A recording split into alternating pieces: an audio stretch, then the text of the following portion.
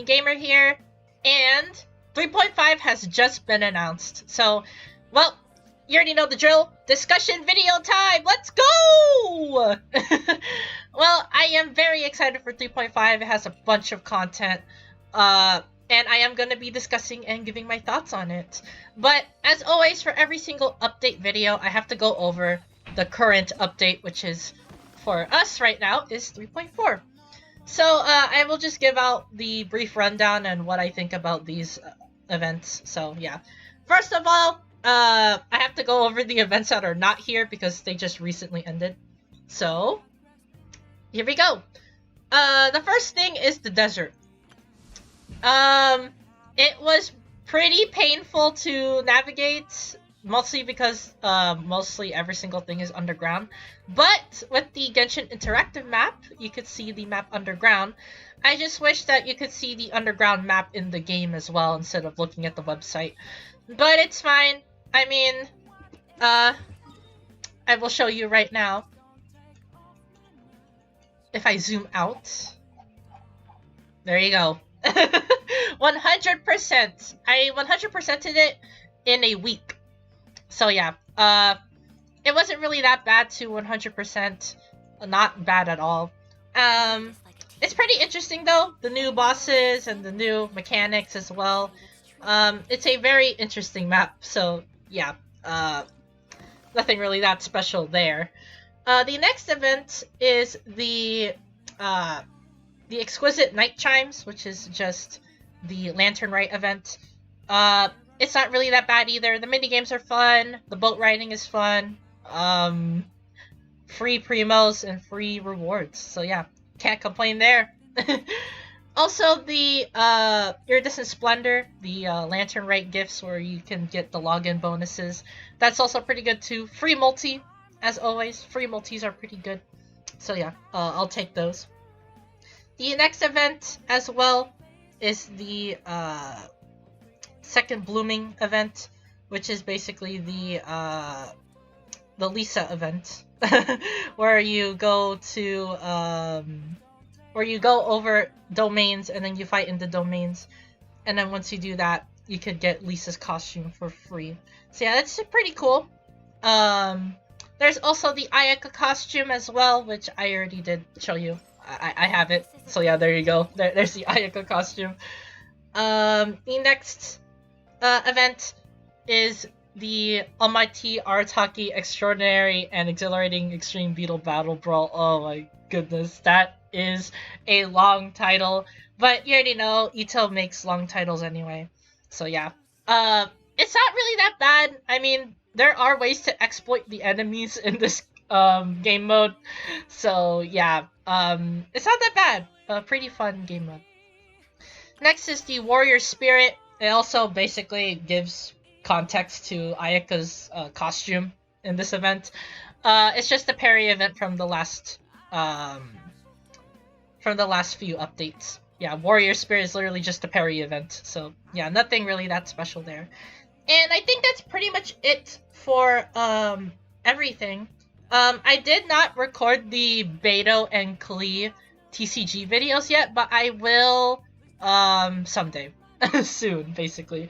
Because I am revamping the Bikini Gamer Plays channel. So yeah, I will record those, don't worry. It's just that now there is probably gonna be more TCG videos. So yeah.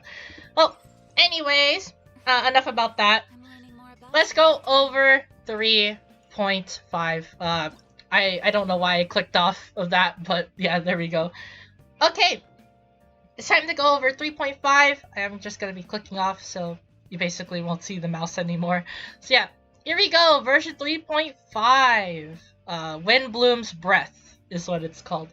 So yeah, this event is probably just gonna be the Windblume Festival. So yeah, it's making its grand return. Well, anyways, I'm not gonna go in order with the special program. I'm just gonna be going over the characters first, and then I'll go over the events after the characters. So basically, I'm just gonna be just discussing Dehya and Mika, and then we're gonna be going to the other stuff as well. But first, I have to give a quick rundown of these discussion videos. Well, disclaimer, I am going to be using the special program and Honey Impact as my sources. So yeah, if you don't know what those are, just Honey Impact is a website, a Genshin website, that basically gives you a lot of info. And then the special program, well, that's self-explanatory. It's the special program. But anyways, enough about that. It's time to go over the characters and banners and weapons first. So, on to the star of the show, aka what everyone wants, Dehya. Dehya is a Pyro Claymore. Yes, a Pyro Claymore. She is mainly going to be a DPS. Yeah, I guess. She's basically just a DPS that's going to be doing big damage. So, yeah. That's basically Dehya. We will go over her in greater detail later on. But I am just going to be giving the quick rundown so that we can go to Honey Impact afterwards. We have Mika here, which is a Cryo Pull Arm. He is basically a Cryo support. So, yeah, that's basically the main rundown of him. And then now, it is time to go over the event wishes. So, event wish number 1 is Dehya and Cyno. So, I'm just gonna say this now, if you really want my opinion. Don't summon. Don't summon on phase 1. There is a reason for that. 1. Raiden. If you already pulled Raiden, which I'm pretty sure everyone has, or mostly everyone has, then you don't have to pull for Cyno. But, if you like Cyno, if you really want him on your team, if you like his character, if you like his kit, if you like anything Cyno, summon for him. I'm not stopping you. Basically, anyone can be OP as long as you give them the right artifact set and right build. So yeah, if you like Cyno, just pull for him. But in my opinion, if you really want my honest opinion, don't summon. Just save your primos for other characters. Specifically, phase 2 of the event wishes. And as for Dehya, if you really like her, summon for her. Yeah, basically. But if you are a free-to-play player who is cautious about saving their primo gems, don't. Because Dehya is going to be available after the 3.6 update on the standard banner. Yes, she can pity break you.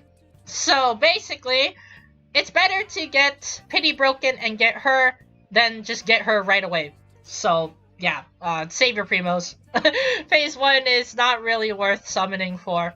So yeah, just save your primos for phase 1. And then enough about that. It's time to go over phase 2. So phase 2 has Kamisato Ayaka and Shenhe. So Shenhe is a pretty good character as well. Same with Ayaka. This is the reason why I told you to save your primos for phase 2. Because both of these are really good! So, yeah, and Mika is also going to be available on these banners as well. So, yeah, this is the banners I'm going to be summoning on. I'm not going to be summoning for Ayaka because I already have her. But, if you guys don't have Ayaka, she's a must pull. She is a must pull! One of the most broken cryo DPSs in the game. And everyone already knows how broken she is. She's too broken. She's way too broken. And as for Shenhe, she is really good on the cryo team. Other than that, she's kinda eh. But, for those few people who run the Ayaka team and the Ganyu team, which is basically most people, because people use Ayaka, but Shenhe is a cryo support. She basically buffs the damage of cryo characters. So Ayaka and Ganyu is gonna do big damage with Shenhe. If you really need that cryo boost, or if you really need a really good cryo support who can buff your team, Shenhe is for you. But I would say skip. Yeah, skip Shenhe. You don't really need Shenhe for the tougher content, because there are other 4-star characters that could do her job. Well, not as good as her, but they could still do the job. Instead of running a freeze team like Shenhe, Ayaka, and then a cryo character, and then a hydro character as well, you can run a vaporize team, or you could run a melt team. That's basically a better alternative. So yeah, Ayaka, Xingqiu, Zhongling, Bennett. That is all you need, basically. If you are gonna be taking your freeze team to the next level, though, if you really want that OP freeze comp, then yeah, you could summon for Shenhe. But in my opinion, you don't really need her because there are other options you can use beside her. And besides, there are probably other characters waiting in the backline of 3.6 that you might want to summon on. So yeah, these banners are pretty okay, except for Ayaka, but if you already have a really good cryo character, you don't have to pull for Ayaka, but Ayaka is extremely, extremely good regardless. So it's up to you whether you want to decide to summon for these characters, but if you really want the main rundown, skip dehya, skip cyno, summon for Ayaka, skip Shenhe. Yeah, so basically just summon for the Ayaka banner. But yeah, that's basically it for the Phase 2 banner. There is one more thing that they showcased before they moved on to the events, and that is the 5-star weapon, which is literally just the key. Yeah, it's literally the key, but a claymore. It's called Beacon of the Reed Sea. Yeah, it's dehya's weapon. And I'm pretty sure that it's going to be available in the standard wishes as well, since it is dehya's weapon. So, yeah. Well, enough about that. It is time to go over Honey Impact. We already basically discussed about the main rundown on the banners. It's time to discuss the characters. This is going to be my first time looking at the characters, so forgive me for my stuttering. But anyways, let's transition to Honey Impact. Alright. So, we have dehya, Mika, the Beacon of the Reed Sea. Well, I'll just click in here. And then we have the Mailed Flower, which is basically the claymore that's going to be featured in the event that I am going to be discussing later. But might as well discuss about the characters and weapons now, because, well, why not? So, dehya! Her bonus stat is HP. Okay, interesting. She has a 4 attack, 4 hit combo. Okay. Oh, her E. Okay, this is going to be a long read. Mostly all of these, like, new characters have long paragraphs now. Well, anyways, here we go. The skill will be unleashed should there be no Fiery Sanctum field created by dehya herself present at the time, deals AoE pyro damage, and creates a field known as the Fiery Sanctum. Raging Flame. The skill will be unleashed should a Fiery Sanctum field created by dehya herself already exists. Dehya will perform a leaping attack, dealing AoE pyro damage before recreating a Fiery Sanctum field at her new position. A Fiery Sanctum field created this way will inherit the remaining duration of the previous effects. Okay. This is a pretty long read. Raging Flame can be used only once throughout a single Fiery Sanctum field's duration. So you could basically cancel out her E into a big AoE pyro damage attack. I guess that's what they mean. I guess. Okay, and Fiery Sanctum. This is the AoE field effect. Let's see what it does.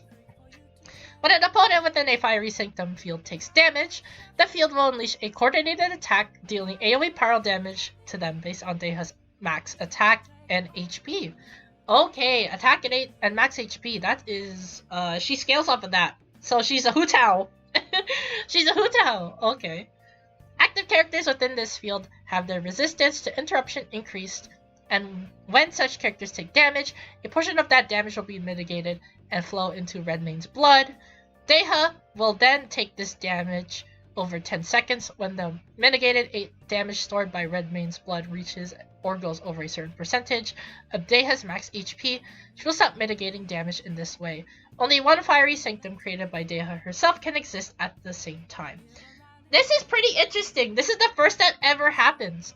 So, if you are in the AoE and you take damage, you basically don't Dehya takes the damage for you. Yeah, so you could make her a damage sponge. Yeah, you could make her a damage sponge. And her attack, her AoE pyro damage attack that she does with her E is increased with her max HP. So you definitely want to build her with a max HP build. Definitely. Probably HP, pyro damage, crit rate. That's probably the best way to build her. Because her weapon, spoiler alert, has a crit damage bonus. So you could probably just run a crit rate helmet and run HP. If you're not confident in the pyro damage, you could just run double HP percent. That also works pretty well. But yeah, she is basically a damage sponge. So that is very, very interesting. So you basically don't take damage. She takes the damage for you. That is pretty interesting. And this is her Q, Leonine Bite. Alright, this is a long read, so here we go. Unleashing her burning anger and casting her inconvenient blade aside, Dehya enters the blazing lioness state and increases her resistance to interruption. So I guess it's just Cyno's Q or Razor's Q, any Q that basically transforms them into a state where they basically just attack. Okay. In this state, Dehya will automatically and continuously unleash the Flame Main's Fist, dealing pyro damage based on her attack and max HP. And when its duration ends, she will unleash a Incarnation Dive, dealing AoE pyro damage based on her attack and max HP. If a fiery sanctum field created by Dehya's own elemental skill, Molten Inferno, exists when this ability is unleashed, Dehya will retrieve it and then create another field once Blazing Lioness duration expires. This field will take on the retrieved field's duration at the moment of its retrieval. Okay. In this state, Dehya will be able to cast her elemental skill or perform normal charge and plunging attacks, or unable to cast. Okay. An elemental skill will be replaced by Roaring Barrage. Okay. Roaring Barrage. Unleashing Roaring Barrage within 0.4 seconds after each Flame Main's Fist Strike will increase the attack speed of the next Flame Main's Fist Strike. So, this is pretty interesting. So, think of it as her going in a Berserk mode. So when she uses her Q, she's gonna go in that Berserk mode, and then she's gonna be doing combos. So she's gonna be attacking the opponent relentlessly, and once a certain amount of time has reached, she will do a final attack. So if you spam her Q though, if you spam the Q button that is, she basically will attack faster. So yeah, you definitely want to mash Q when you have the Flame Main's Fist Strike, like when it lands, and the Roaring Barrage. When the Roaring Barrage is up, you can just spam Q and then you just do big damage. So yeah, you definitely want to build her with max HP, definitely, because this is going to scale off of her HP and attack. So you basically just want to deal damage, big damage. So she's literally a pyro DPS that is using her Q. So yeah, a DPS using her Q to do pyro damage. That is pretty interesting. And here are her passive talents right here. Increase the movement speed of your own party members by 10% during the day. So it's literally just Rosaria's skill, but in the daytime. Yeah. Nothing really that special. And then the second passive skill, Unscenting Succor, or Succor, within 6 seconds of Dehya retreat, or within 6 seconds after Dehya receives the Fiery Sanctum Field through Molten Inferno, which I think is her E, Raging Flame, or Lion Bite, she will take 60% less damage when receiving damage from Redmane's blood. This effect can be triggered once every 2 seconds. Additionally, within 9 seconds after Dehya unleashes Molten Infernal Indomitable Flame, she will grant all party members the Goldforged form state. The state will further increase the character's resistance to interruption when they are within the Fiery Sanctum field. Goldforged form can be activated once every 18 seconds. So the main takeaway with this is that you take 60% less damage, which is really good. It means you won't die. And all your party members will have interruption resistance. So yeah, pretty good. That is a really good passive. And the last passive is Stalwart and True. When her HP is less than 40%, dehya will recover 20% of her max HP and restores 6% of her max HP every 2 seconds for 10 seconds. This effect can be triggered once every 20 seconds. So, if she falls under 40, she heals 20 and then she heals 6 for 10 seconds. That is really, really good. Yeah, you definitely want to build her with max HP. Definitely. Dehya looks pretty good, honestly. Looks like a pretty promising Pyro DPS. And then next, we have Mika, our next character that we have to go over. So, let's see here. HP again. 2 HP characters. Okay. Okay, so this is a 5 combo attack. Oh, uses a crossbow and a spear. But he uses pole arms, so that is basically his main weapon. Let's see here. His E, Starfrost Swirl. Alright. Mika uses his crossbow to attack, granting all nearby party members in your party Soul Wind. When characters in Soul Wind state are on the field, their attack speed will increase. Alright, so I see. So if you tap it or hold it, you still get the effect. Tap. Fires a Flow Frost arrow that can pierce through opponents, dealing crowd damage to enemies it comes contact with. So it's just a basic E. Okay. Hold. Goes into aiming mode, locking onto an opponent and firing the Rhyme Star Flare at them, dealing crowd damage. When the Rhyme Star Flare hits, it will rise before exploding, launching Rhyme Star shards into a maximum of 3 other opponents, dealing crowd damage. It's a basic E. Yeah. It's just a basic E. There's nothing really that special about it. But the main takeaway is the attack speed. So you get pretty fast attack speed, so that's pretty cool. Let's see, Sky Feather Song, that is his Q. Derives the ability to spur his teammates on from the recited prayers of the Nightly Order, regenerating HP for all nearby party members. This healing is based off of Mika's max HP and will grant them the Eagle Plume state. When the normal attacks of active characters affected by Eagle Plume hit an opponent, Mika will help them regenerate HP based on his max HP. So, you just get more HP. Yeah, okay. Characters affected by this state will only regenerate HP in this way once per short interval of time. So when he uses his Q, and when you do normal attacks, you basically heal yourself. It's just Chi-Chi. Yeah, it's literally Chi-Chi. It's Chi-Chi! Oh. He's literally a 4-star Chi-Chi. Yeah. You get attack speed bonus, which is just Jean, and then you get this, which is just Chi-Chi. So, yeah, he looks pretty... He looks okay. I mean, a cryo healer, but there's one problem.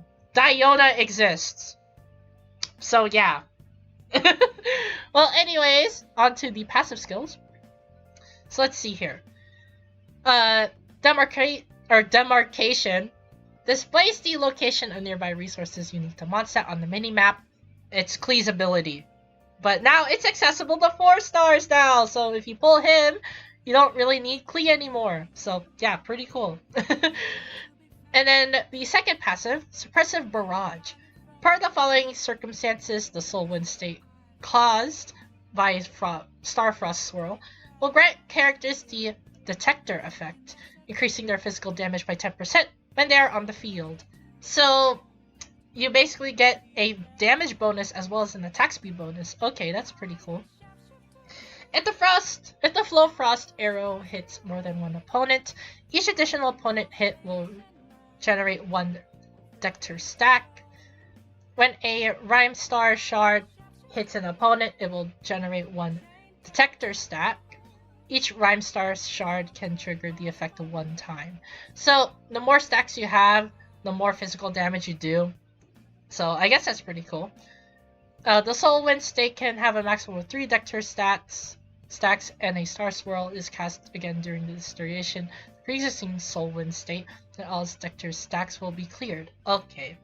So it doesn't really stack, it just refreshes the timer of the physical damage. But still, 10% physical damage, that's not bad. That's not bad at all. And then here we have his last passive skill, Topographical Mapping. When an active character affected by both Sky Feather Songs, Eagle Plume, and Starfrost Swirl's Soul Wind at once scores a critical hit, and their attack Soul Wind will grant them 1 stack of Dector from Suppressive Barrage. During a single instance of Soul Wind, 1 Dector stack can be gained in this manner. Additionally, the maximum number of stacks that can be gained through Soul Wind alone is increased by 1.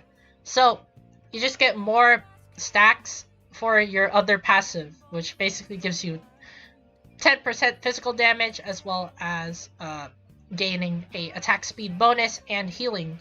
So he is basically just a self-sustained character where you can self-sustain yourself by swapping him in, and then you use all of his abilities, and then you swap out, and then all your characters will wreak havoc. So yeah, he's basically just a glorified cryo support. There's not really a need to make him a DPS. So yeah, Mika looks pretty interesting, but I don't know. I don't know about his kit. He looks okay at best, in my opinion. Next up, we have the weapons now, which is the Beacon of the Reed Sea and the Mailed Flower. But we're going to be going over the Reed Sea first. So, Beacon of the Reed Sea, it's... Oh, never mind, I got it wrong. It's a crit rate weapon. So, I guess just slap crit damage on dehya and you should be good. But, yeah, crit rate, that's pretty fine. But we need to see the passive.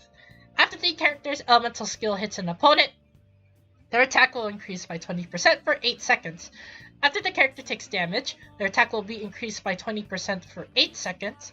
The 2 aforementioned effects can be triggered even when the character is not on the field. Additionally, when not protected by a shield, the character's max HP will be increased by 32%. It's a good claymore. It's a really good claymore. 20% attack when you use an elemental skill. That's basically mostly every single claymore in the game. You'll take damage anyway, which gives you another 20% attack. And then if you don't run a shield, you get 32% max HP. That's good. It's really good. You can slap this on anyone and they will perform fine. Yeah, this is a really, really good claymore. And then last but not least, Mailed Flower, which is the free-to-play claymore that we get. Elemental Mastery, apparently that is its stat. Let's see the description. Within 8 seconds after the character's elemental skill hits an opponent, or triggers an elemental reaction, the character's attack and elemental mastery will be increased by 12% and 48% respectively. Of course, it scales off a level, but this is the level 1 version. This is not bad either. For a character who could use attack and elemental mastery, this claymore is pretty good. It's a pretty good free-to-play claymore. Yeah, I guess that's it for the, for Honey Impact. We can now transition back to, Genshin now. So let's just transition back. Yeah, that is pretty interesting. All those characters and weapons, those are pretty interesting. Dehya looks pretty promising. Mika, I don't know. Beacon of the Red Sea looks like a pretty good claymore. And Mailed Flower is a pretty good free-to-play claymore for attack and elemental mastery like characters. So yeah, that's basically it for the characters.